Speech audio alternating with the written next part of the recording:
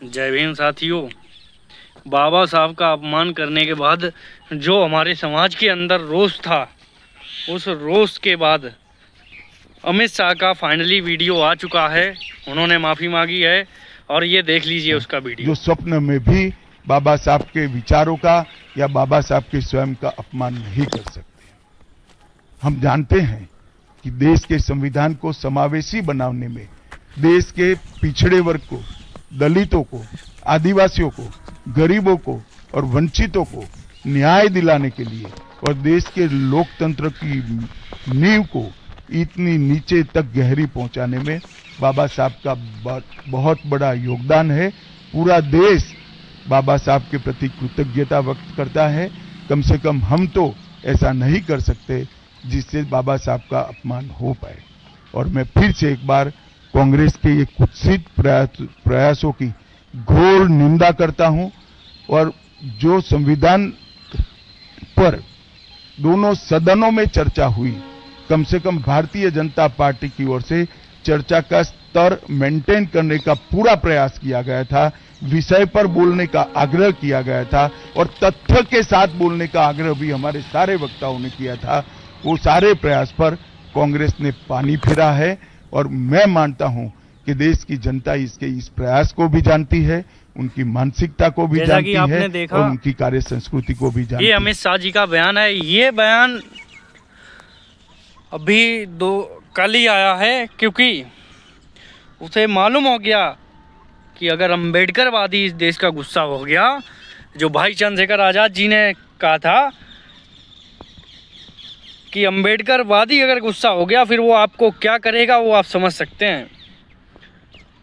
और इनको बखूबी पता था बाबा साहब का अपमान करना इनको भारी पड़ सकता है। लोगों ने इनकी तस्वीरों पर जूते भी बजाए, इनकी जिंदा रहते इनकी अर्थी भी निकाल दी। बीजेपी कितना भी कहे, ये कह रहे हैं कि हम बाबा साहब को बहुत मानते हैं। बीजेपी आरएसएस के लोग कितना भी कहें कि हम बाबा साहब को सबसे ज़्यादा मानते हैं, ये करते हैं, वो करते हैं, लेकिन सच ये है बाबा साहब का अपमान जितना आरएसएस बीजेपी ने किया है उतना किसी ने नहीं किया। आरएसएस ने बाबा साहब के जीवित रहते उनका पुतला दहन किया, और इससे बड़ा क्या हो सकता है।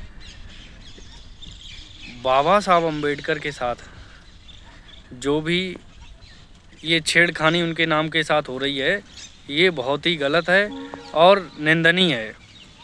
हम ये समाज ने जो ताकत दिखाई है, इसके लिए ये माफ़ी भी मांगी गई है, वरना ये लोग कभी नहीं। इसलिए कहते हैं एकता बना के रखो। अगर बाबा साहब अम्बेडकर के साथ सम्मान के साथ अगर कुछ छेड़खानी की तो तुमको तुम्हारी औकात दिखाने का काम ये बहुजन समाज, ये 85% समाज करता रहेगा हमेशा। याद रखना, जिस तरीके से बाबा साहब अम्बेडकर के इस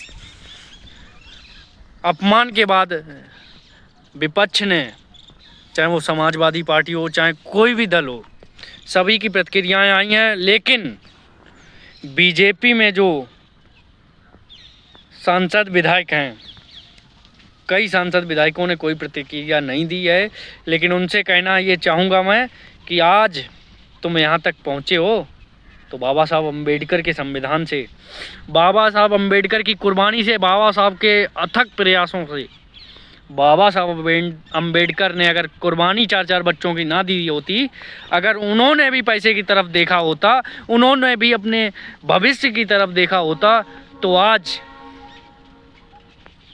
आप लोग यहाँ नहीं होते। आज भी आपके गले में हांडी और पिछवाड़े पर झाड़ू टंगी होती और आप के जाने आने के रास्ते भी अलग होते, लेकिन आप नहीं सुधरेंगे। कम से कम उस मसीहा का, उस भगवान का अपमान हो रहा था तब तो बोलते नहीं, तब भी तुम्हारे मुंह में दही जमा था। बाबा साहब अम्बेडकर ने अपना भविष्य नहीं देखा हमारे भविष्य के लिए। आज उन्होंने हमें भविष्य में इतना सब कुछ मिला है तो बाबा साहब अम्बेडकर की वजह से। हम बोल रहे हैं तो बाबा साहब अम्बेडकर की वजह से, वरना आज भी कई गांव ऐसे हैं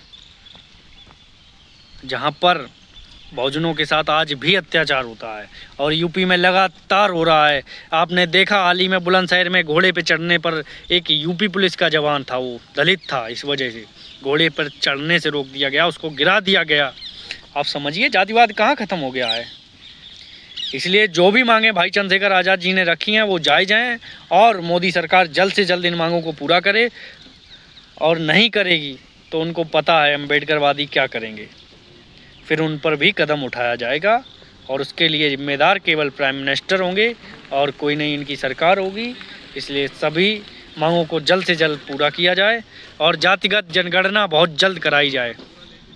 जय भीम।